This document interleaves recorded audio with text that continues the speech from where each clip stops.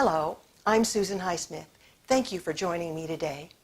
This is the first time I've made a video recording for my website, and I'm looking forward to sharing some ideas with you in this way. As you may know, I've written several fairy tales for children. Actually, I wrote them to be read by pregnant mommies to their babies while their babies are still in the womb. If you haven't heard about reading to babies in utero, I'll give you some background on how effective it is to read to babies even before they're born. I started studying prenatal and perinatal psychology in 2001. That's the study of what goes on before, prenatal, and around, perinatal, the time of birth. Psychology, of course, is the study of how we think, feel, and behave. It turns out that what happens from the time we were a twinkle in our mother's eye to how we were conceived, to what happened during our time inside our mother's wombs, to our births, and then throughout the first years of life outside the womb, is all really important. That's the period of our greatest development, and when the blueprint for the rest of our lives is laid down. Science is revealing more and more about how conscious babies are in the womb. Studies conducted in the 1980s found that newborns recognized their mother's voices right after they were born. They recognized words and songs they heard while in utero and favorite stories they heard before birth as well.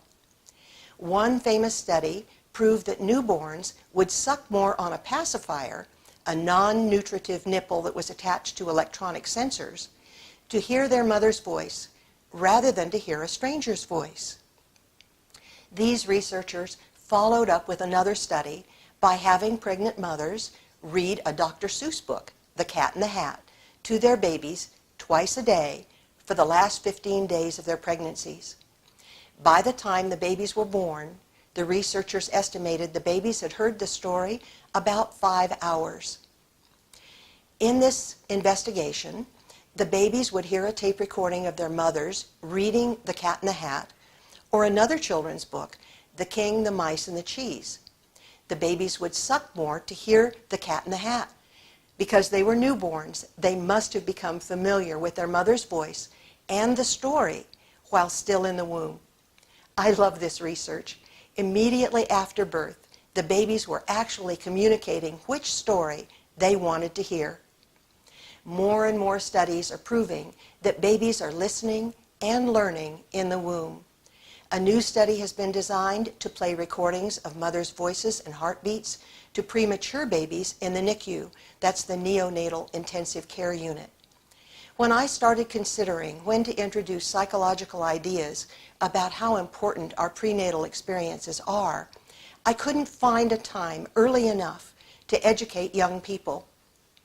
College-age students, the ones I usually addressed, were already too old.